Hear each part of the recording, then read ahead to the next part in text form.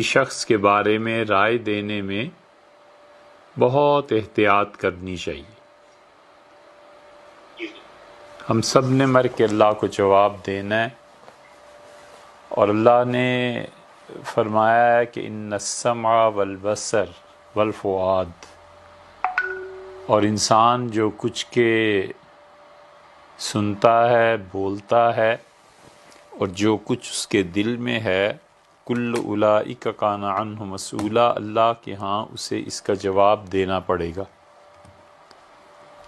تو ایک تو یہ ایسی چیز ہے کہ ہم سب کو ہی سوچنا چاہیے کہ کسی کے بارے میں رائے دیتے ہوئے ہم اللہ کے ہاں مسئول ہیں، اللہ کے ہاں پوچھا جائے گا۔ دوسرے، کسی بھی شخصیت سے کتنی نفرت ہو، کتنی محبت ہو، ہمیں اعتدال میں رہنا چاہیے۔ اللہ تعالیٰ نے حکم دیا ہے کہ وَلَا يَجْرِمَنَّكُمْ شَنَآنُ قَوْمٍ عَلَىٰ أَلَّا تَعْدِلُوا،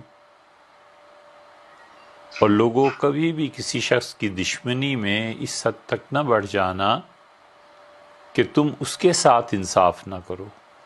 اعدلوا، انصاف کرو ہر ایک کے ساتھ، وہ اقرب للتقویٰ، اور یہ تقویٰ کے قریب ترین چیز ہے۔ اسی طرح بھیا، جس شخص کے بارے میں ہی معلوم نہ ہو، محض ایک آدھ کوئی اچٹا سا جملہ، محض اس کے چند جملے پڑھ کے یا سن کے رائے قائم کر لینا، وہ بھی چلیے کسی حد تک قابل برداشت ہے، لیکن اس کے بارے میں اس رائے کا اظہار کرنا یہ بہت بڑی ذمہ داری۔ اللہ تعالیٰ نے اگر پوچھ لیا کہ وہ آدمی ایسا نہیں تھا جیسا تم کہہ رہے تھے، تو پھر کیا جواب دیں گے؟ مولانا مودودی کو ہمارے سامنے لوگ کہتے تھے، جلسوں میں نعرے لگاتے تھے کہ ایک مودودی 100 یہودی، 100 یہودی ایک مودودی۔ یہ ہم نے نعرے سنے، آپ نے بھی سنے ہوں گے، اور کفر تک انہیں پہنچاتے تھے۔ ختم نبوت کا منکر ہے، فلاں کا منکر، فلاں کا منکر۔ ایک جلسے میں ہمارے ہی ایک استاد تھے، اللہ تعالی ان کی خطاؤں سے، لغزشوں سے درگزر فرمائے، جو کچھ ہو سکتا تھا جی بھر کے انہوں نے جلسے میں گالیاں دی، ہم بھی چپ کے سنتے رہے۔ شورش کاشمیری پاکستان میں احراری تھے، اور بہت اچھے بلا کے ذہین اور بولنے والے اور لکھنے والے، کئی کتابیں، ان کی چٹان ایک رسالہ ان کا نکلتا تھا۔ انہوں نے اگلے دن مودودی صاحب کو خط لکھا کہ فلاں حضرت راولپنڈی سے تشریف لائے ہیں، اور میں چاہتا ہوں کہ آپ کی ان کی ملاقات ہو، اور غلط فہمیاں یا رنجشیں ہیں وہ دور ہوں۔ مولانا کا جواب چھپ گیا، یہ خط بھی چھپ گیا۔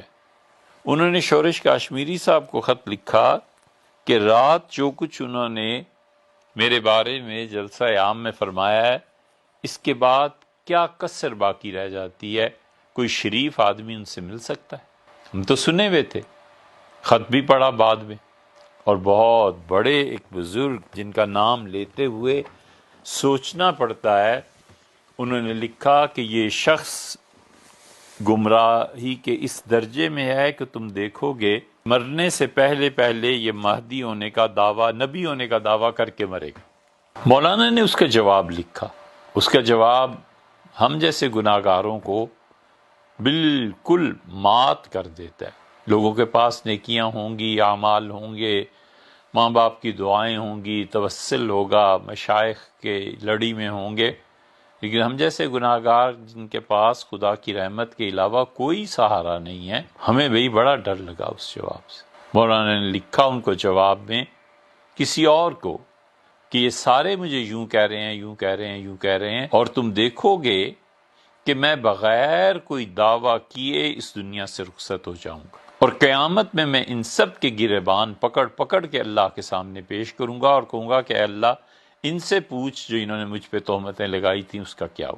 جواب کو پہلی مرتبہ پڑھا جب تو لرز گئے۔ یا اللہ، کسی کے بارے میں رائے دینا اور خاص طور پہ نیگیٹو ریمارکس پاس کرنا یہ کسی دن کس خطرے کا باعث بن سکتا. ہم اب بھی جانتے ہیں، ہم اسی کے قائل ہیں کہ مودودی صاحب نے بہت سی چیزیں غلط لکھی، لیکن کیا وہ غلطی اس درجے کی تھی کہ اسے کافر؟ اور پھر منشی مودودی، اور مودودی نے کہیں پڑھا ہی نہیں.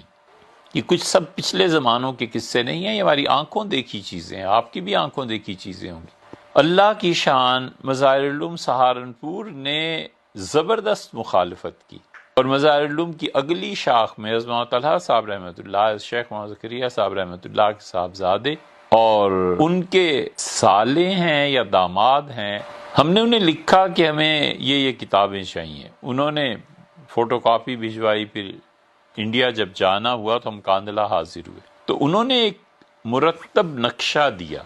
مفتی الہی بخش صاحب کاندلوی رحمۃ اللہ علیہ کے شاگرد کون تھے؟ دوسری پیڑھی آ گئی. اچھا، حضرت شاہ عبدالعزیز صاحب محدث دہلوی رحمۃ اللہ کے یہ شاگرد تھے. اچھا، مفتی صاحب کے شاگرد فلاں فلاں آدمی تھے، ان سے حدیث فلاں فلاں نے پڑھی. اب اس پہ آگے عظمت خلیل احمد صاحب سہارنپوری رحمۃ اللہ علیہ امبیٹوی، حضرت سہارنپوری رحمۃ اللہ علیہ کے آگے شاگرد آ گئے. ان کے شاگردوں میں پھر انہوں نے لکھ دیا مولانا سید ابو الاعلیٰ مودودی، حدیث انہوں نے ان سے پڑھی تھی. ہم نے ان سے کہا کہ حضرت وہ تو منشی مودودی تھے، وہ تو پڑھے لکھے ہی نہیں تھے، یہ کیا؟ انہوں نے کہا بھیا یہ تمہارے ملک کے قصے ہیں یا ان کے قصے ہیں جن لوگوں کو جہالت نے گھیرا ہوا ہے، اصل حقیقت ہم نے یہ لکھ دی. اب یہ جو کہہ رہے تھے جن سے ہم نے بچپن میں بھی سنا تھا، یہ ہمارے بڑے تھے. جب پاکستان لے کے وہ نقشہ آئے، اسے فریم کرایا ہوا ہے، رکھا ہوا ہے، تو کئی ایک ان کی اولادیں جب آئیں تو ہم نے کہا آپ کے بڑے تو یہی ہمیں کہتے رہے کہ مودودی ایسا تھا ایسا تھا ایسا تھا، یہ کیا چیز ہے؟ وہ تو حضرت سہارنپوری رحمۃ اللہ علیہ کے بیک واسطہ شاگرد ہیں، حدیث انہوں نے وہاں پڑھی ہے، فلسفہ انہوں نے وہاں پڑھا ہے، اور آپ یہ کہتے رہے. اس کے بعد دوبارہ وہ کبھی ملے نہیں ہم سے، لیکن ہم نے ان سے پھر بھی یہی کہا کہ آپ اس کی تشریح کریں، آپ اسے لکھیں کہ والد صاحب نے جو کچھ کہا تھا ٹھیک نہیں تھا. اب حقیقت کھلی. اس سے بھیا ہمیں اپنی ایک حیثیت کا ذرا سا احساس اس اعتبار سے بھی رہتا ہے کہ اب شاید سننے والے سینکڑوں ہو گئے ہوں گے. ہم کوئی بھی غلط بات کہہ دیں اور اللہ ہم سے پوچھے کہ تم لوگوں کو، تمہیں 2 ٹکے کے آدمی کو یہ اگر مل گئی تھی چیز تو تم نے کتنا غلط استعمال کیا، میں خدا کو کیا جواب دوں گا؟